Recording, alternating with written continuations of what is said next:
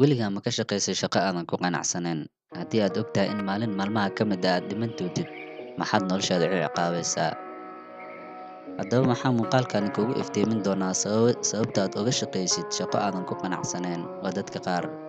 Ku soo dhawow mowduuceena maanta.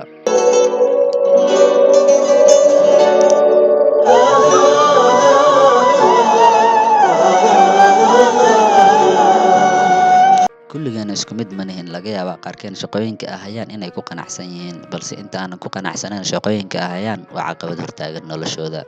Insaanka sidiisaba mar buu adduunka ku soo biiraa, marna wuu faarujiyaa oo naftaani waa ammaano. Bal hal mar dib u noqo xusuusta yaraantaadii.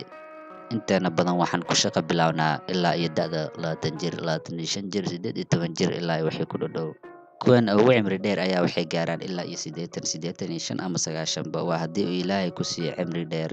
Badankeena waxaan ku gabownaa 60 jir. Haddii aad nasiib leedahay oo Ilaahay cimri dheer ku siiyo, ilaa intuu Ilaahay kuu qoro waad sii noolaanaysaa, balse qiyaas ahaan isku celceliska nolosheena bilow ilaa dhammaad boqolkiiba waa 80 jir. Dadka badankooda ma jecla shaqooyinka ay sameynayaan. Ma jeceshahay inaad waqtigaada ku dhumisid shaqo aadan jeclayn, adoo og in aadan ku qanacsanayn sababo jira awgood? 82 dadka adduunka ku nool waxay noolaadaan ilaa iyo 60 jir, 75 jir ilaa iyo 80. Wixii ka dambeeya intaasi waxaa la darsaysaa gabow ama geeri. Haddii aad gaartid da'da, iska cibaadayso oo una noqo Allihii ku abuurtay. Haddii aadan jeclayn shaqada aad haysid, iskaga tag. Raadi sifo kale oo aad ku samaysid lacag. Maalin kasta waa maalin cusub. Ha ka walwalin waxa dhici doona berrito ama mustaqbalka. Waxaad xoogga saartaa waqti xaadirkan waxa dhacayo. Maxaa ila gudboon? See baan nolosha guul uga gaari karaa? Kaba soo qaad waxaad tahay aabbo ciyaal leh. Dhib ma lahan. Bal ka waran haddii ciyaalkaada ay ku koraan sidaada camal, aad adna ka shaqaysid shaqo aadan ku qanacsanayn.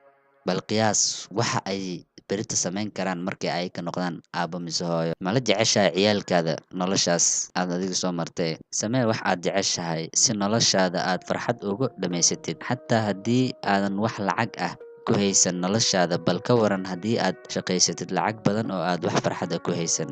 Haddii aadan ku qanacsanayn shaqadaada ama nolosha aad ku jirtid, iska beddel. Iskaga tag shaqadaasi. Ka raadso mid kale aad ku qanacsan tahay. Samee wax kasta oo aad noloshaada ku beddeli kartid.